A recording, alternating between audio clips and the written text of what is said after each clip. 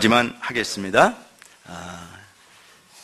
이번 주부터 새벽기도 운동이 다시 시작이 되겠습니다. 그래서 우리 모두가 일주일에 한 번은 내가 새벽기도에 도전해서 반드시 실천하겠다, 그런 목표들을 가지고 도전해 주셨으면 좋겠습니다.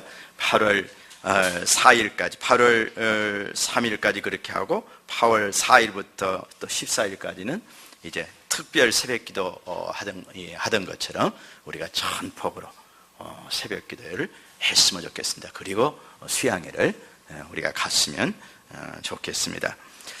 그리고 오늘 이 점심 식사 이후에 쉐마 교육에 대한 학부모 간담회가 있습니다. 그래서 이 간담회에 여러분들이 참석해서 정말 그 유대인들을 탁월하게 했던 그 교육 시스템에 대해서 서로 의견을 나누고, 또한 우리 교회 형편에서 어떻게 그것을 실천할 수 있을까 한번 서로 의견들을 나누는 그런 좋은 시간을 가졌으면 좋겠습니다.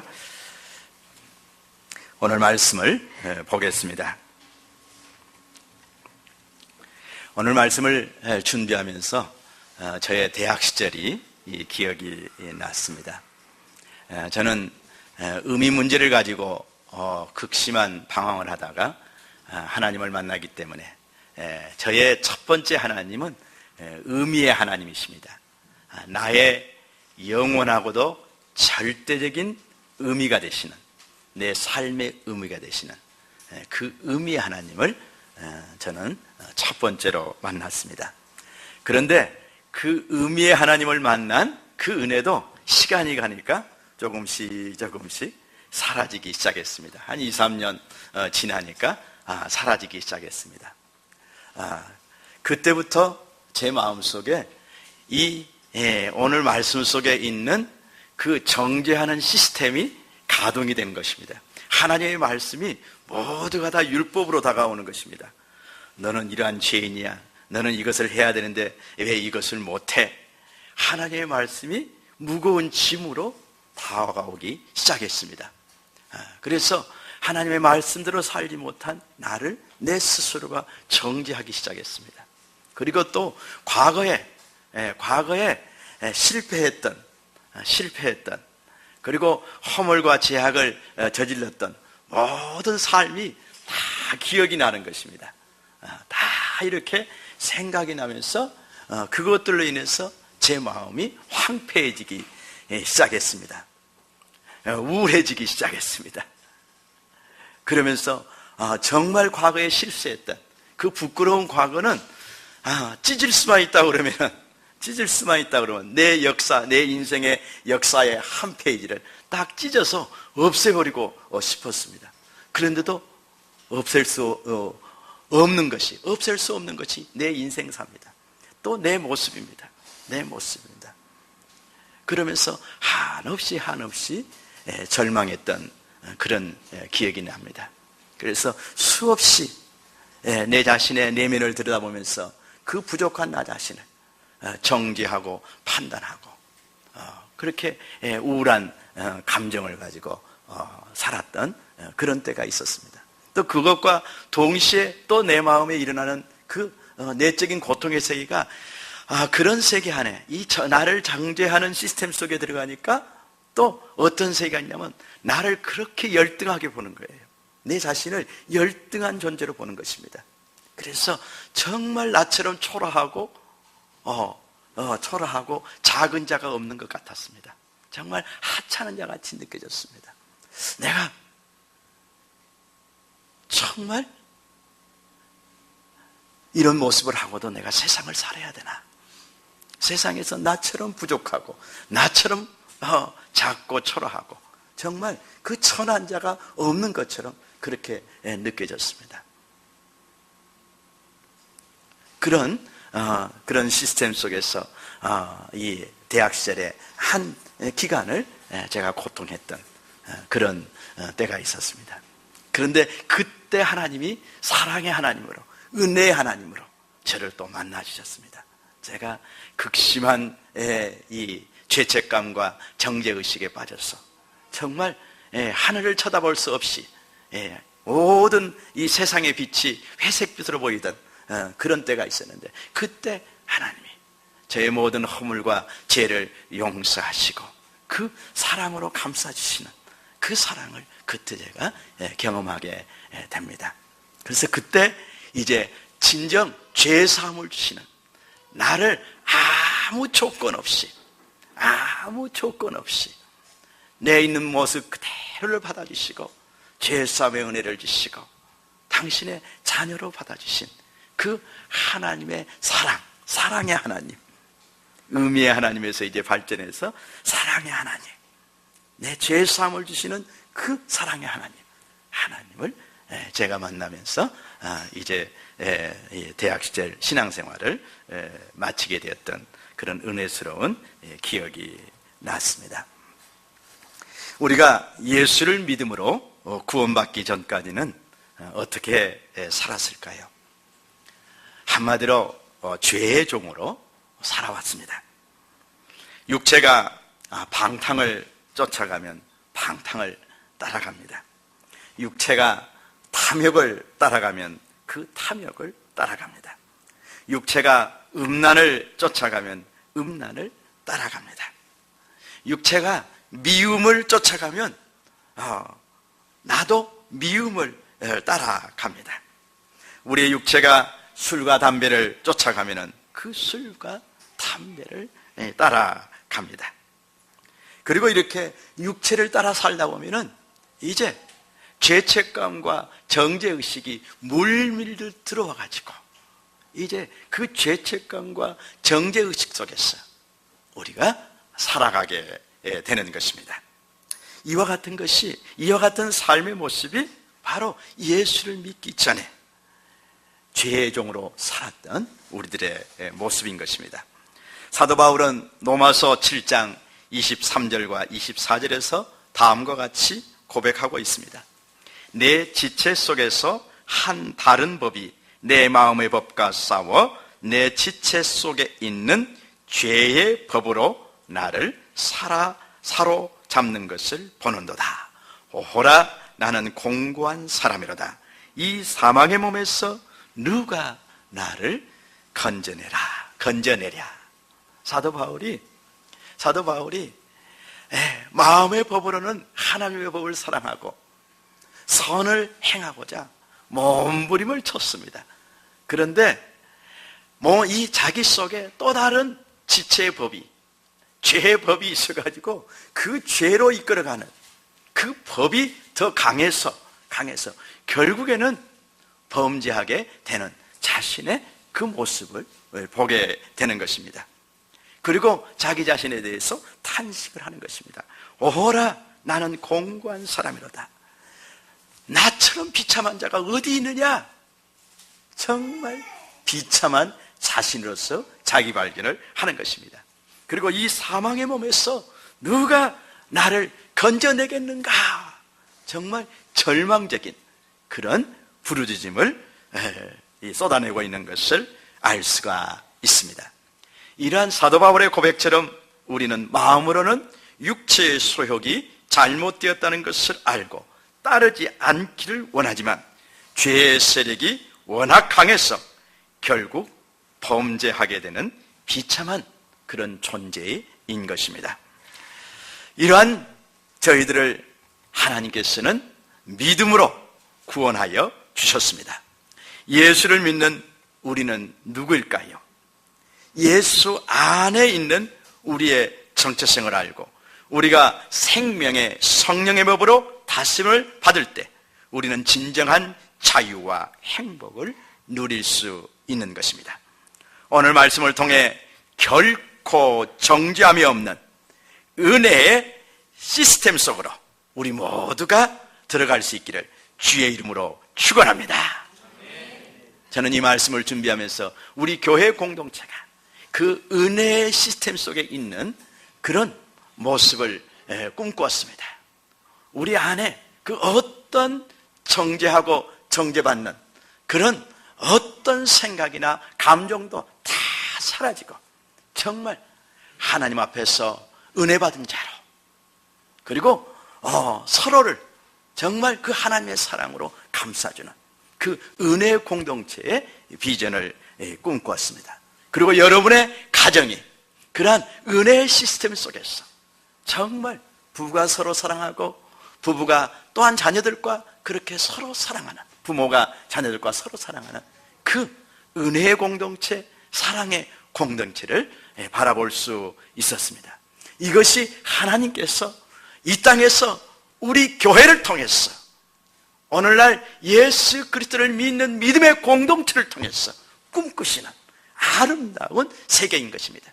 세상은, 이 하나님 밖의 세상은 전부가 다 정죄 시스템 속에서 돌아가고 있습니다.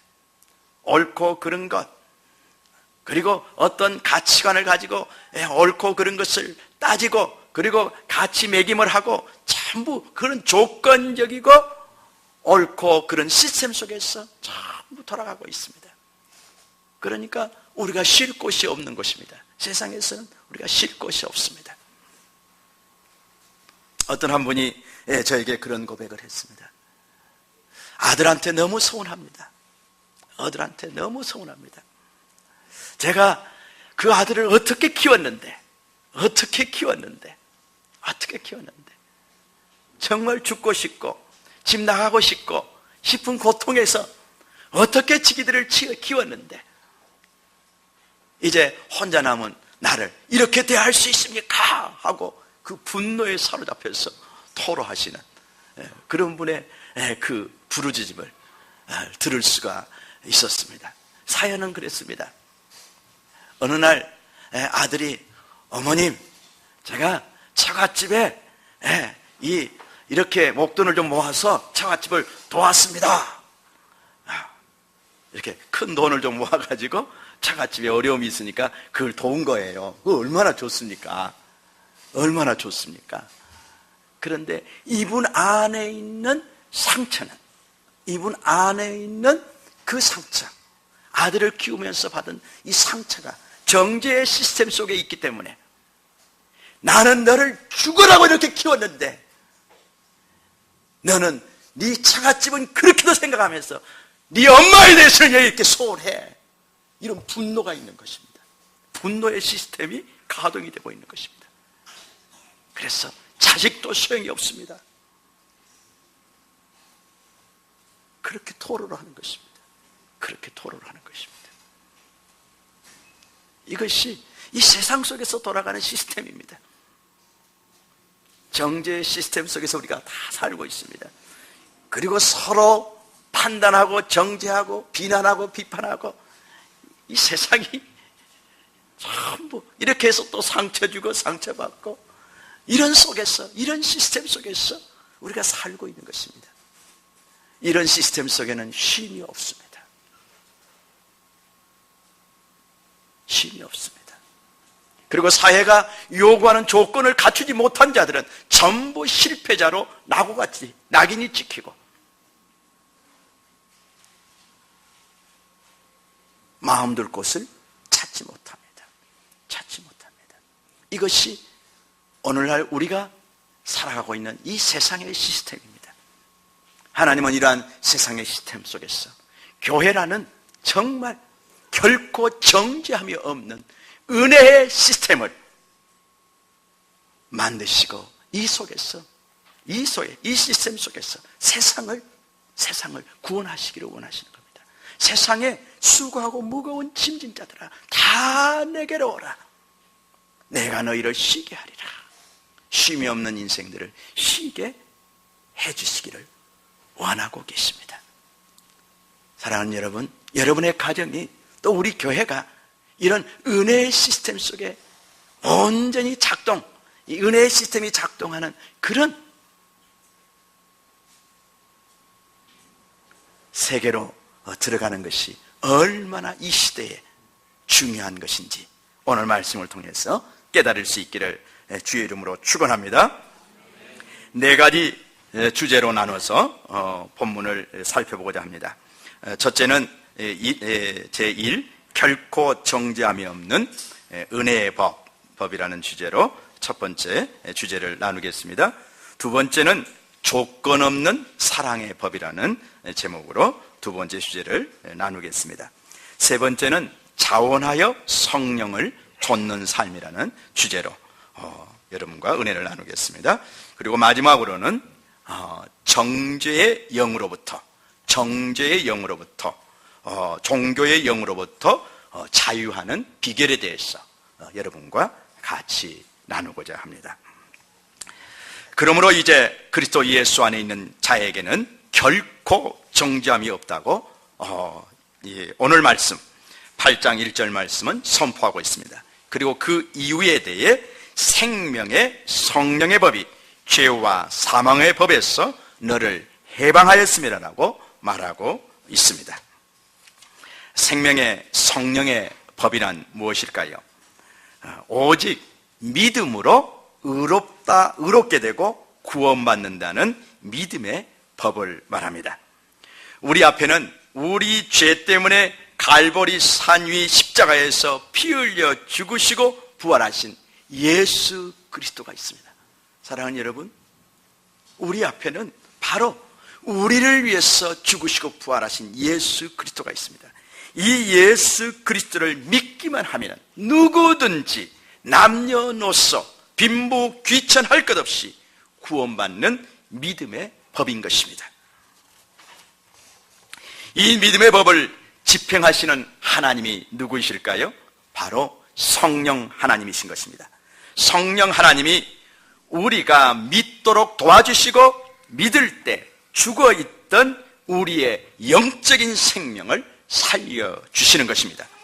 그래서 믿음의 법을 생명의 성령의 법이라고 말씀하고 있습니다. 그러면 죄와 사망의 법은 무엇을 의미할까요?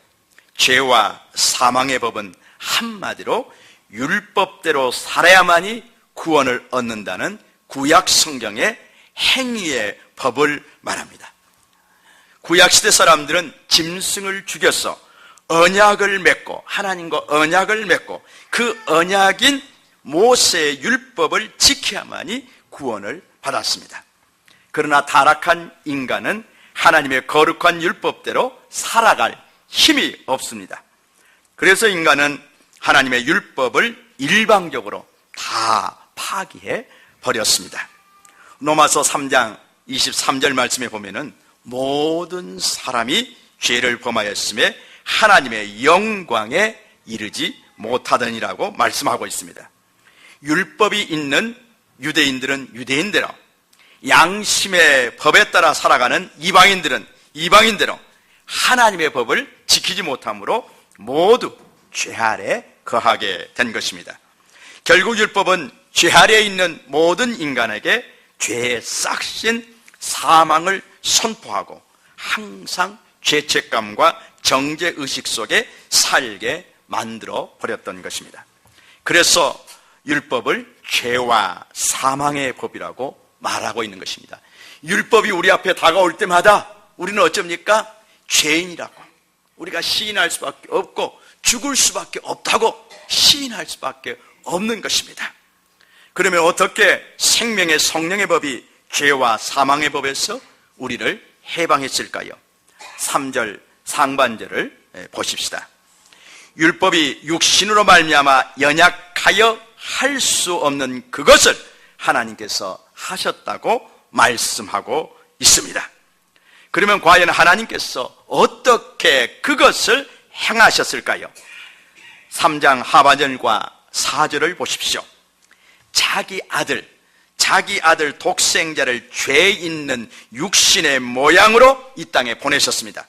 그리고 그 아들의 육체에 죄를 정하셨습니다. 이 말씀은 예수 그리스도의 육체에 죄와 형벌을 선고하셨다는 것입니다. 예수님을 죄인으로 정죄하셨을 뿐만 아니라 그 죄에 합당한 형벌인 사형을 선고하셨다는 의미인 것입니다. 그리고 하나님의 그 선고대로 2000년 전에 하나님의 아들이 우리의 모든 죄 때문에 우리 모두가 받아야 할 그 형벌을 대신 지시고 십자가에 죽으신 것입니다. 이로써 율법의 요구가 이루어진 것입니다. 죄 없으신 하나님의 아들이 갈보리산 십자가 위에서 우리를 대신하여 피 흘리시고 죽으심으로 율법의 요구를 100% 완전히 만족시켜 버린 것입니다. 그리고 모든 믿는 자들을 죄와 사망의 법에서 해방시켜 버린 것입니다. 4절 후반절에 보십시오. 우리에게 율법의 요구가 이루어지게 하려 하심이라. 율법의 요구를 하나님의 아들 예수 그리스도가 다 이루어진 것입니다. 이로써 바로 우리가 죄와 사망의 법에서 해방을 받은 것입니다. 그러므로 이제 그리스도 예수를 믿는 자들에게는 결코 정죄함이 없습니다. 하나님이 너희를 위하시면 누가 너희를 송사하리요? 송사하리요. 이렇게 성경은 선포하고 있는 것입니다. 여러분이 여러분을 위해서 죽으시고 부활하셔서 지금 성령으로 여러분과 함께 하시는 예수 그리스도를 믿기만 하면 여러분은 결코 정죄함이 없는 은혜의 세계 안에 거하게 되는 것입니다. 사랑하는 여러분, 오늘 말씀에 의지하여 다시 한번 여러분에게 기쁜 소식을 선포합니다. 2000년 전 예수 그리스도께서 이 땅에 오셔서 여러분의 죄를 대신하여 십자가에 죽으심으로 말미암아 여러분의 모든 흉악하고 추악하고 더러운 죄가 다 청산되었습니다. 여러분이 날 때부터 지금까지 범죄한 모든 죄와 앞으로 지을 죄까지 모두가 다 청산된 것입니다. 여러분은 예수 그리스도의 보혈을 통해 완전한 새로운 피조물이 된 것입니다. 결코 정죄함이 없다는 것은 100% 완전히 의롭다함을 받았다는 것입니다. 거룩하신 하나님 앞에 한 점의 부끄러움이 없이 담대히 설 수 있는 자격이 주어졌다는 것입니다. 마귀에게 다시는 참소당하지 않는 자격을 얻었다는 것입니다. 십자가에서 흘리신 예수 그리스도의 흠없고 점없는 거룩한 보혈이 우리를 이토록 완전하게 의롭도록 한 것입니다. 이 은혜는 오직 믿음으로 주어집니다. 그리고 우리 모두는 오직 믿음으로 의롭다함을 받는 은혜법인 성령의 생명의 성령의 법 아래 있는 것입니다. 그 법의 지배를 받고 있다는 것입니다. 이 시간 우리를 위해 이 땅에 오셔서 십자가에서 죽으시고 부활하셔서 하나님의 권능의 보좌 우편에 좌정하신 우리의 구세주 예수님께 감사와 영광의 박수를 올려드리겠습니다.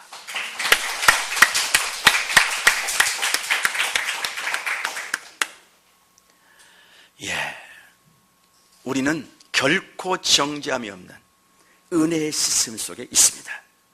바로 생명의 성령의 법 아래 거하는 것이 바로 이 은혜의 시스템 속에 거하는 것입니다.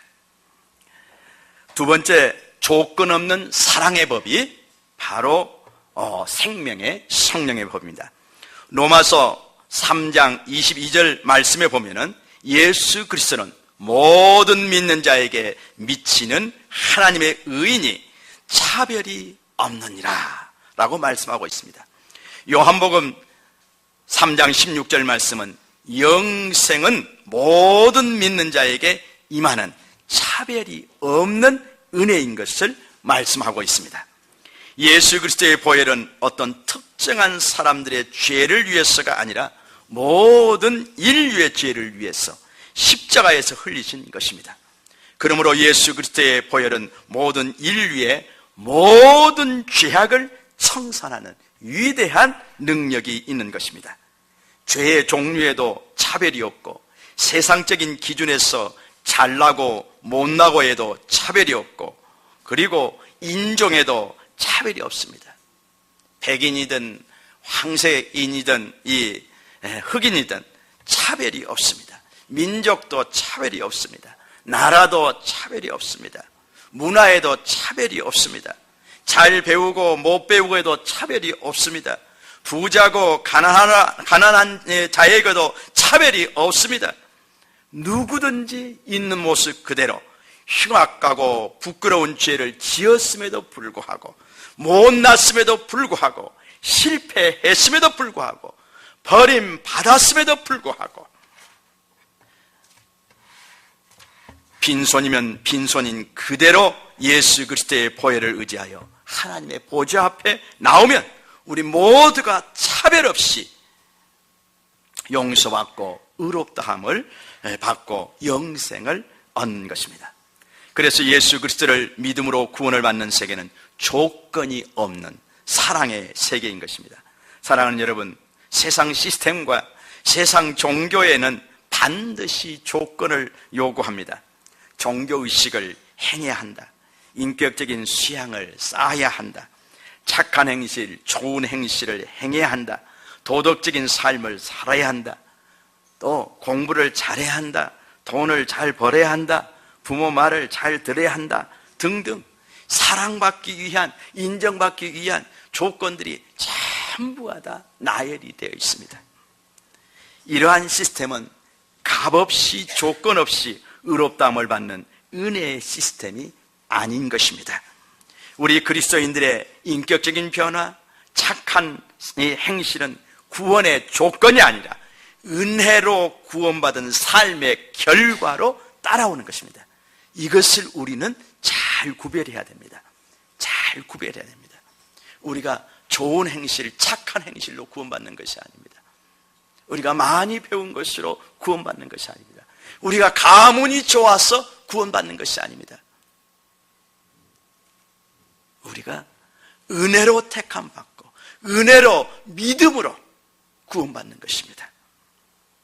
사랑하는 여러분, 우리 하나님은 여러분을 조건 없는 사랑으로 구원하셨습니다.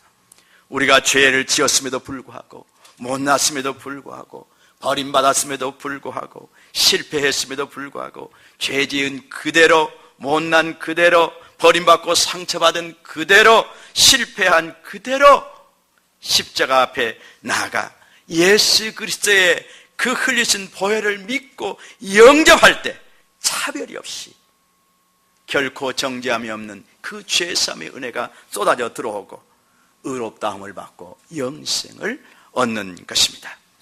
우리가 생명의 성령의 법의 지배를 받는다는 것은 바로 이러한 무조건적인 사랑의 시스템 속에, 사랑의 세계 속에 있는 것을 의미하는 것입니다. 얼마나 좋습니까? 하나님은 우리를 결코 정죄하지 않습니다. 여러분에게 어떤 조건을 요구하지 않습니다. 우리의 있는 모습 그대로 십자가 앞에 나갈 수가 있습니다. 하나님 아버지의 품에 나가서 안길 수 있는 것입니다. 이것이 바로 무조건적인 하나님의 사랑의 세계인 것입니다. 자원하여 성령을 쫓는 삶에 대해서 살펴보겠습니다. 우리는 오직 은혜로, 오직 사랑으로 구원받고 하나님의 자녀가 되었습니다. 14절 말씀에 보면은 무릇 하나님의 영으로 인도함을 받는 사람은 곧 하나님의 아들이라고 말씀하고 있습니다. 하나님의 영으로 인도함을 받는다는 것이 참으로 중요합니다. 예수님을 믿음으로 거듭난 우리는 내주하시는 성령의 인도함을 받아 이 땅에서 성화되어 갈 뿐만 아니라 천국에 이르게 됩니다. 그리고 성령님은 양자의 영이십니다. 우리가 그래서 거듭난 우리로 하여금 성부 하나님을 아빠, 아버지라고 부르게 해 주십니다. 아빠, 아버지라는 표현은 성부 하나님이 우리에게 얼마나 친밀한 분인지, 얼마나 의지할 만한 분인지, 얼마나 사랑스러운 분인지, 서너 살 되는 아이가 아버지에 대해서 아주 무조건적으로 신뢰하고 품에 안기고 아버지를 따르는 그 모습과 똑같습니다. 아빠, 아버지, 아빠 하면서 아버지를 따르는 것과 똑같습니다. 그런 정서적인 친밀함을 바로 표현해주고 있는 것입니다. 우리가 성령의 지배를 받으며 성령의 인도하심을 따라 성령의 사람으로 변해가면 변해갈수록 이 사실을 깊이 알아가고 성부 하나님을 나의 아빠로 누려가게 되는 것입니다. 사랑하는 여러분, 그래서 우리가 하나님 앞에서는 어린아이가 돼야 됩니다. 어린아이가 돼야 됩니다. 세상 우리의 자녀들 앞에서는 아버지이기도 하고 어머니이기도 하고 어른이기도 하지만은 하나님 아버지 앞에서는 우리가 정말 아기가 돼야 됩니다. 어린아이가 돼야 됩니다. 그리고 그 아버지의 품을 우리가 누려야 됩니다. 이것이 아버지 하나님의 원하시는 것입니다. 원하시는 것입니다. 저는 개인적으로 고2 때 아버지를 잃었기 때문에 아버지에 대한 그림이 참 많습니다. 그래서인지 하나님을 아버지로 부를 수 있는 것이 그렇게 좋을 수가 없습니다. 성령 하나님이 저에게 양자의 영으로 역사해 주셨어. 하늘의 하나님이 내 아버지라고 증거해 주신 것이, 그 성령님의 증거를 따라서 하나님을 내 아버지라고 부를 수 있는 것이 그렇게 좋습니다. 제가 신학을 할 때 병원에서 근무하고 저녁에는 또 신학을 하고 또 사역을 하고 이런 삼역을 해야 되기 때문에 몹시 고달팠습니다. 그래도 제가 빼놓을 수 없는 기도 생활이 있었습니다. 그것이 바로 하늘 아버지 보좌 앞에 나가서 그분을 만나는 것입니다. 그분을 만나는 것입니다. 하나님 아버지의 보좌 앞으로 나가서 그분을 만나는 것이 빼놓을 수 없는 것이었습니다. 제 육체적인 삶은 심히 피곤했지만 그러나 하나님 아버지를 나의 아버지로 부르면서 기도하는 삶이 너무나 좋았기 때문에 그 신학을 하는 그 3년 동안 제가 이 나의 하나님을 아버지로 누리는 그 기도의 세계를 한 번도 뛸 수가 없었습니다.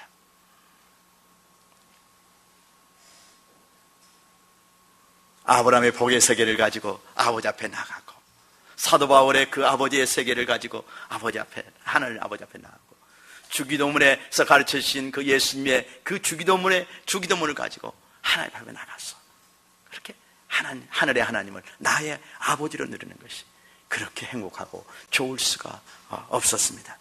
사랑하는 여러분, 바로 양자의 영이신 성령을 쫓아갈 때 우리는 하늘의 하나님을 정말 친밀한 나의 아빠로 마음껏 누릴 수 있는 그런 정서적인 세계, 실적인 삶의 세계가 있는 것입니다. 이 세계가 모두 여러분의 것이 되기를 주의 이름으로 축원합니다.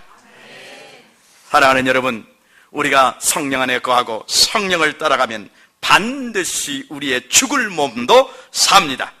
부활하신 예수님처럼 반드시 부활 영광에 들어가게 되는 것입니다.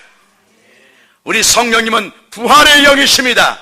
예수님을 죽음 가운데서, 무덤의 권세 가운데서, 사망의 권세 가운데서 다시 살리신 영이 바로 이 성령이신 것입니다. 그래서 성령님은 부활의 영이시요, 부활의 영이신 성령님이 우리와 함께 하실 때 우리 몸도 바로 예수 그리스도께서 다시 오실 그때 반드시 부활하게 되는 것입니다. 그러므로 우리는 성령을 쫓아 살아야 하는 것입니다. 12절과 13절 말씀을 보십시오. 그러므로 형제들아, 우리가 빚진 자로되 육신에게 져서 육신대로 살 것이 아니라 너희가 육신대로 살면 반드시 죽을 것이로되 영으로서 몸의 행실을 죽이면 살리라 말씀하고 있습니다. 우리는 우리 구주 예수님께 은혜의 빚진 자요 사랑의 빚진 자입니다. 우리가 우리의 구원을 위해서 어떤 대가도 치르지 않았습니다. 하나님의 자녀가 되기 위해서 우리가 어떤 대가도 치르지 않았습니다. 오직 예수 그리스도가 우리 죄를 위해 그분의 피를 흘려 주셨습니다. 우리는 믿음으로 회개하고 오직 믿음으로 예수님을 구주로 영접했을 뿐입니다. 그리고 그 믿음으로, 그 믿음의 법에 의해서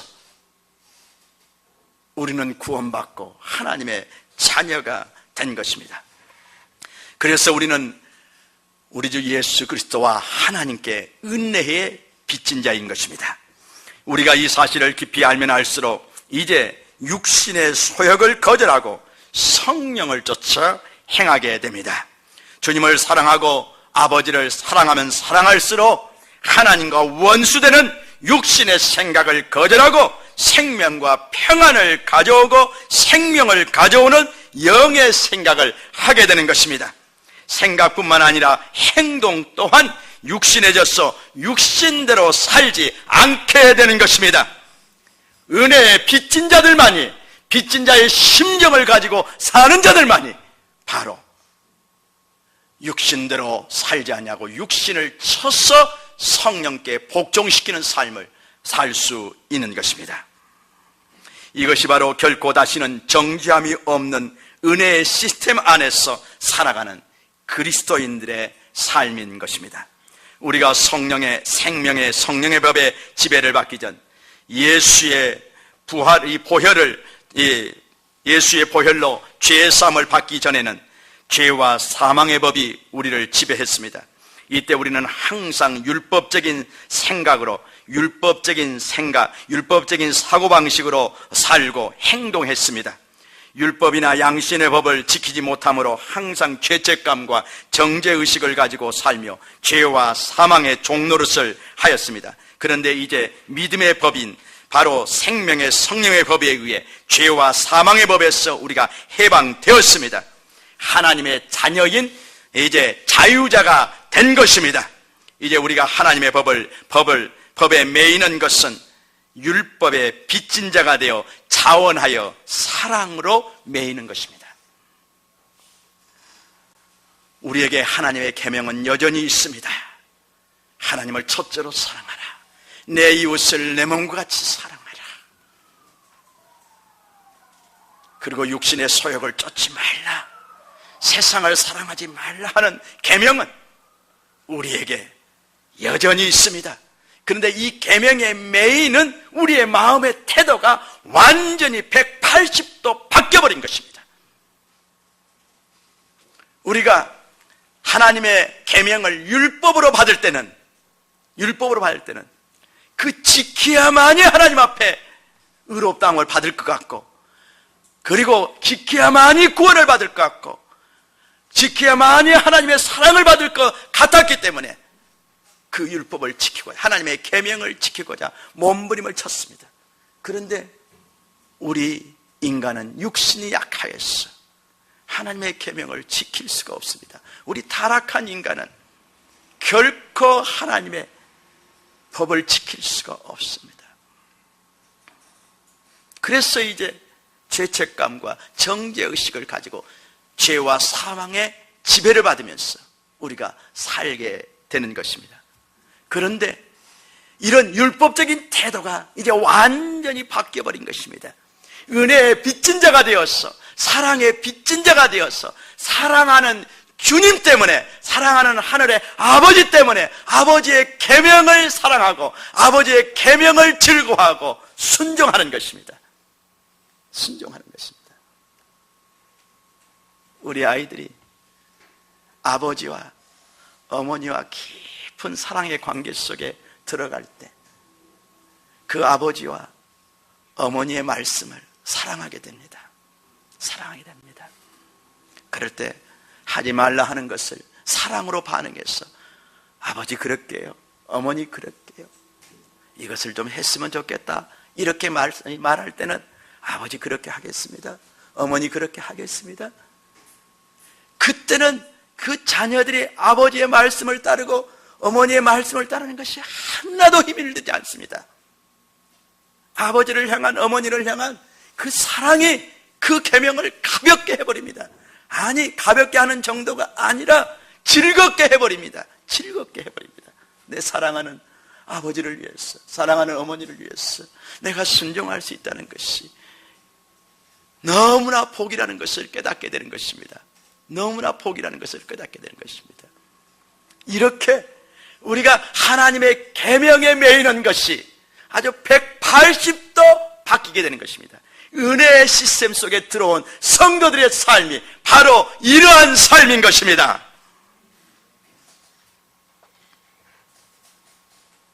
영의 생각을 따르고 성령을 좇아 몸의 행실을 죽이는 것은 율법적인 시스템 속에서가 아니라 오직 은혜의 시스템 속에서 가능한 것입니다. 그러므로 사랑하는 여러분, 이제 우리는 자원하여 기쁨으로 성령을 쫓는 삶을 살아야 합니다. 이 삶이 바로 하나님의 거룩하심을 본받아 성화되어가는 삶인 것입니다. 때로는 이 땅에서 하나님의 자녀로 살아간다는 것은, 또 성화되어 간다는 것은 고난을 의미할 때가 있습니다. 1세기 성도들이 그랬고 지금도 핍박 속에서 생활하는 세계 도처의 그리스도인들이 그렇습니다. 그러나 고난 끝에는 그리스도와 함께하는 영광이 기다리고 있습니다. 주님의 십자가 끝에 부활 영광과 만유의 주로서 영광이 기다리고 있었던 것처럼 현재의 고난과 좋게 비교할 수 없는 영광이 고난받는 성도들을 기다리고 있는 것입니다. 그래서 우리가 고난이라도 은혜에 빚진 자들은, 사랑에 빚진 자들은 고난이라도 기쁨으로 감당할 수 있는 것입니다.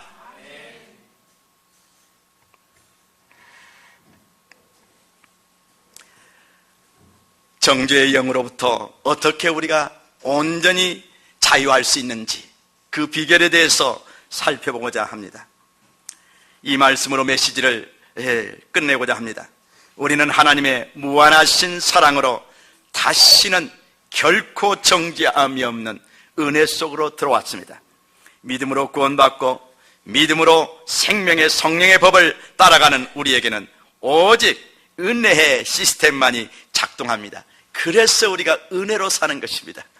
은혜로 구원받았을 뿐만 아니라 오직 의인은 은혜로 사는 것입니다. 은혜로 사는 것입니다. 다시는 율법적인 생각이나 율법적인 행동이 발 붙일 수 없는 세계에 살고 있는 것입니다. 그런데도 불구하고 우리 속에는 옛사람의 잔재인 율법적인 사고방식과 행동이 여전히 남아 있습니다. 그래서 순간순간 하나님의 자리에 앉아 자신과 형제자매와 세상 사람들을 판단하고 정죄를 합니다. 제가 대학 시절 우울증에 빠졌던 그때가 바로 이런 시절이었습니다. 이런 때였습니다. 또한 종교의 영인 마귀는 이러한 우리의 연약함을 틈타 다시 죄와 사망의 법 아래로 우리를 끌고 갑니다.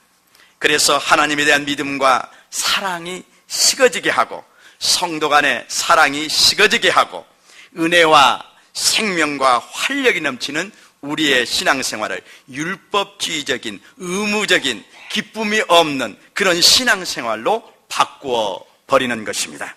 그러면 우리가 어떻게 지속적으로 결코 정죄함이 없는 은혜의 세계 안에 거할 수 있을까요? 계시록 12장 11절 말씀은 다음과 같이 말씀하고 있습니다.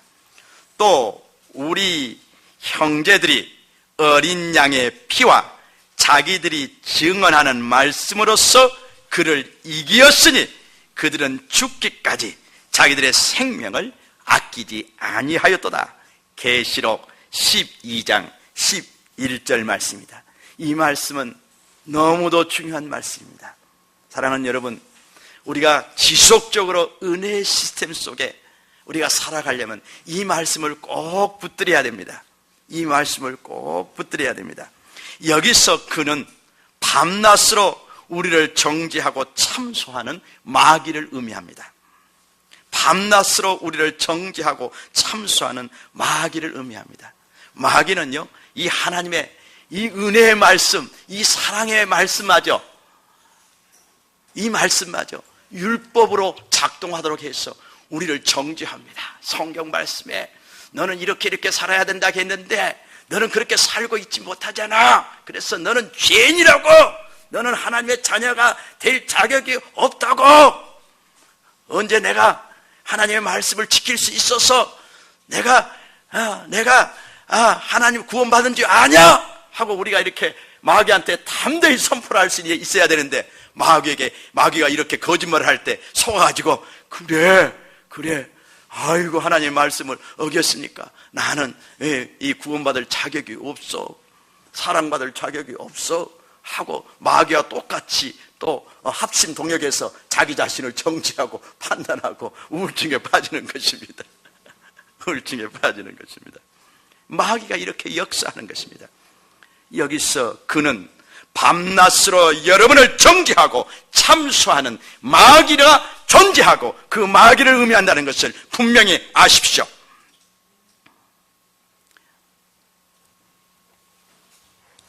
계시록 12장 11절 말씀은 하나님의 말씀과 우리 신앙생활을 죄와 사망의 법인 율법으로 바꿔버리고 우리의 생각과 삶을 정죄하고 정죄받는 삶으로 바꿔버리는 마귀를 이기는 방법에 대해서 말씀하고 있는 것입니다.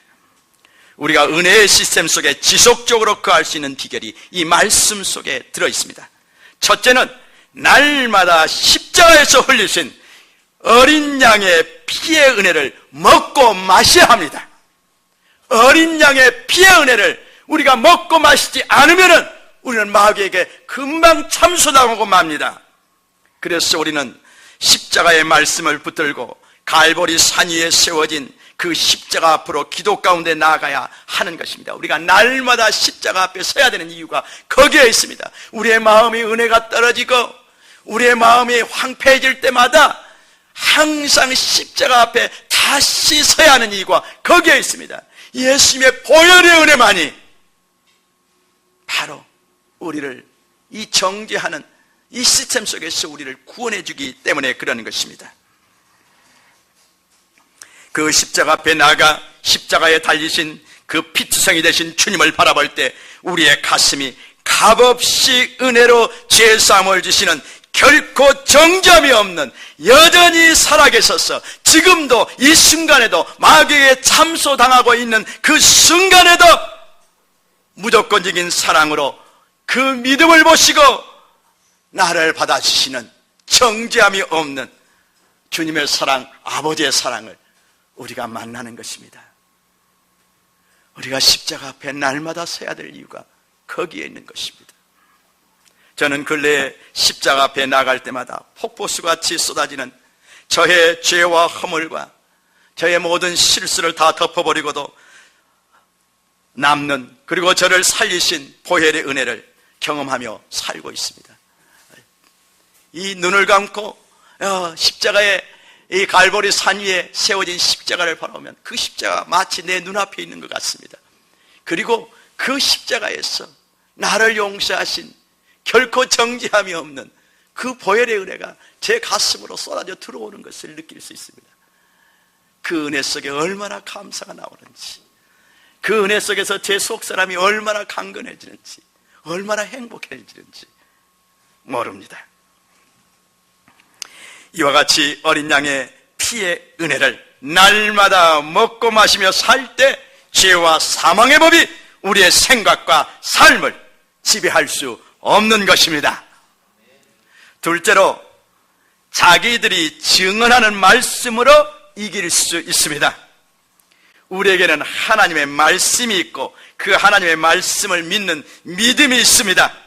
그래서 내가 믿는 하나님의 말씀을 마귀 앞에 증언해야 합니다. 또 나를 정죄하는 사람들 앞에서도 증언해야 합니다. 또 여러분을 스스로를 정죄하는 여러분의 양심의 법 앞에서도 증언해야 합니다. 나는 예수의 피로 구원받았다. 나는 예수의 피를 믿음으로 결코 이 순간에도 정죄받지 않는 은혜의 세계 안에 있다. 그리스도 예수 안에 있는 생명의 성령의 법이 죄와 사망의 법에서 나를 해방했다. 나는 지금 그 생명의 성령의 법 안에 있다. 이와 같이 우리가 믿는 하나님의 말씀을 마귀에게 증언할 때 그 말씀은 좌우의 날쌘 성령의 검이 되어서 마귀를 쫓아버리는 것입니다. 마귀는 그리스도의 보혈 앞에 설 수 없습니다. 예수 그리스도의 보혈이 이 세상 임금을 쫓아내는 것입니다. 그러므로 우리는 담대히 예수님의 보혈의 말씀에 대한 믿음으로 마귀를 꾸짖어야 하는 것입니다. 이때 순식간에 판단하고 정지하는 그런 율법적인 생각은 떠나가고 보혈의 은혜가 우리의 마음과 삶을 지배하는 것입니다.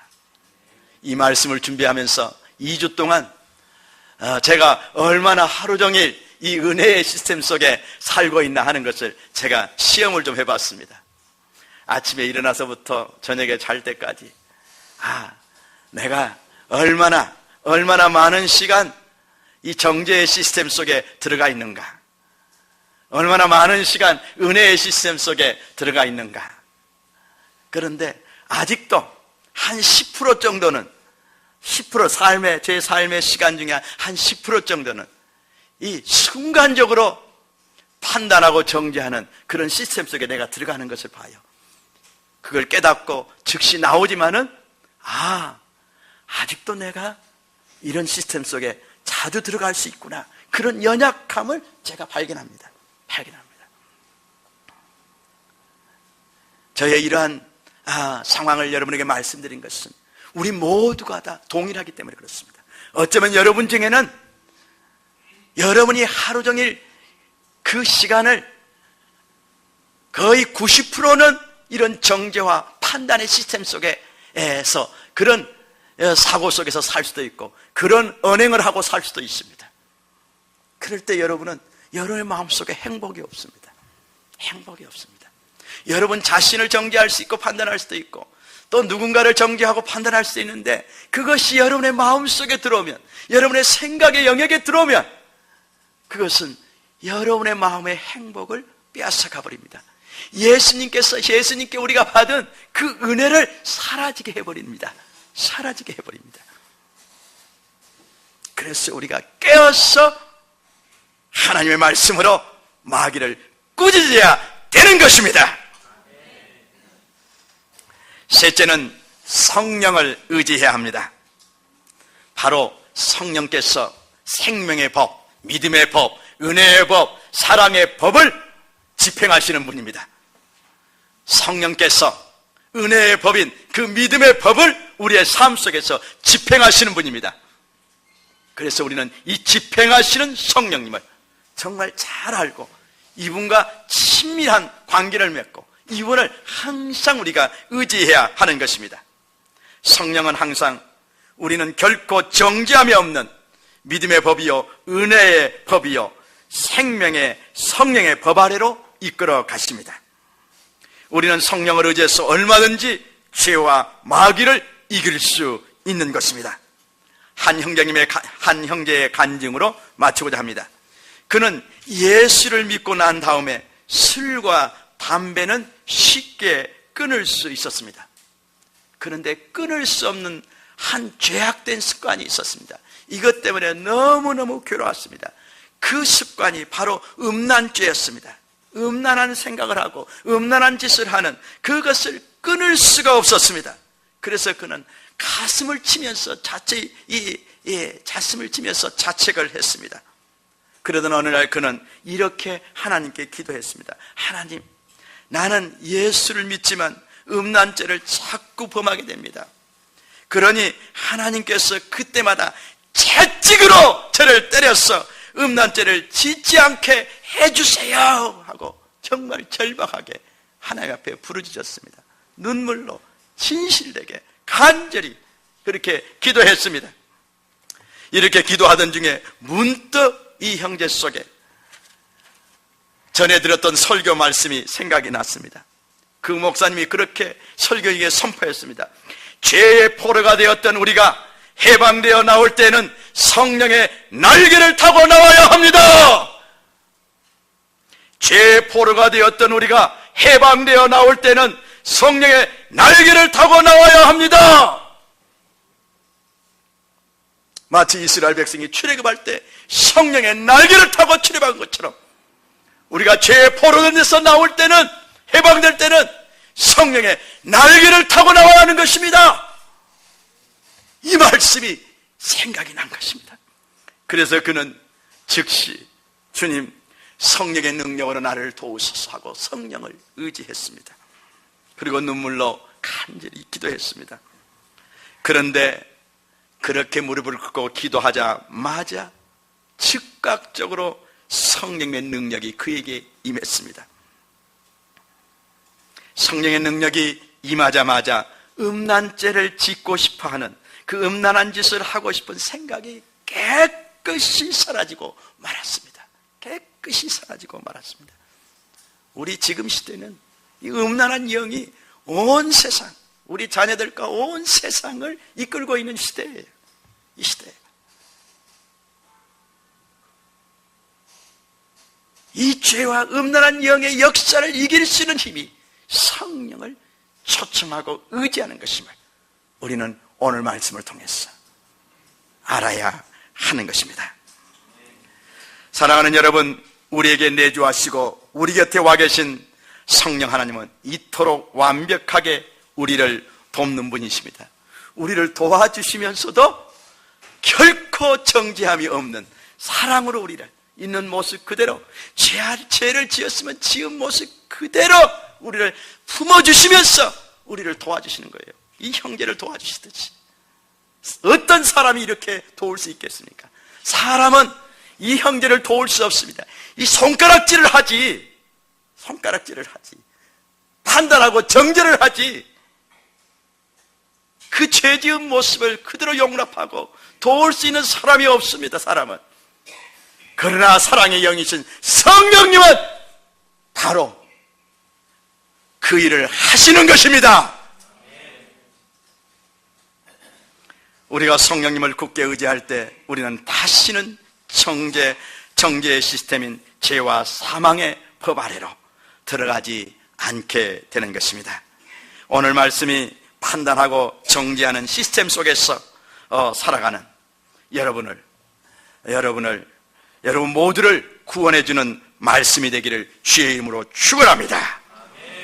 우리 교회에 들어오시는 모든 분들이 다시는 정죄함이 없는 은혜와 사랑을 경험할 수 있게 되기를 주의 이름으로 축원합니다.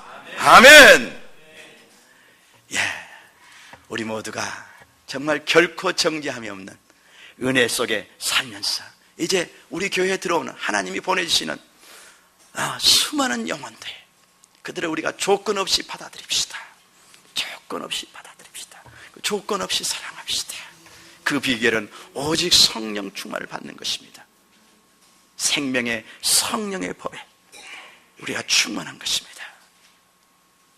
그럴 때 우리 교회에 부흥이 올 것입니다. 아멘. 우리 다 같이 우리 프랑을 한번 보세요. 만나면 힘이 난다. 주사랑 화이팅! 우리 은혜의 시스템 속에서 우리가 한번 힘차게 외쳐보겠습니다. 제가 우리 내걸 생사님의 본을 받아서 만나면 하면은 여러분은 힘이 난다. 주사랑 화이팅! 이렇게 여러분들이 후렴을 해주시기를 바랍니다. 만나면 힘이 난다. 주사랑 화이팅! 아멘! 박수 한번 칠까요?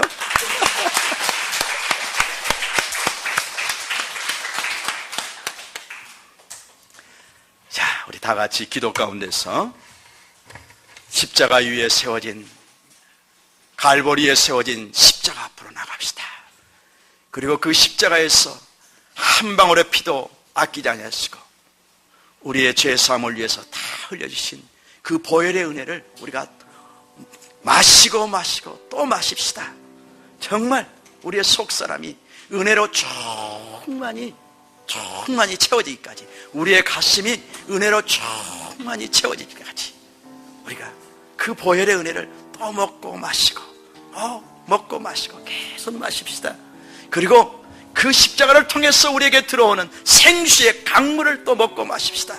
생수의 강물을 먹고 마십시다. 우리의 속사람이 강건해지고 우리의 마음이 강건해지고 우리의 이 삶이 정말 성령 충만으로 온전히 이루어지기까지 우리가 성령의 강물을 우리가 마시고 또 마시는 그런 기도 시간을 가셨으면 좋겠습니다. 같이 기도하겠습니다.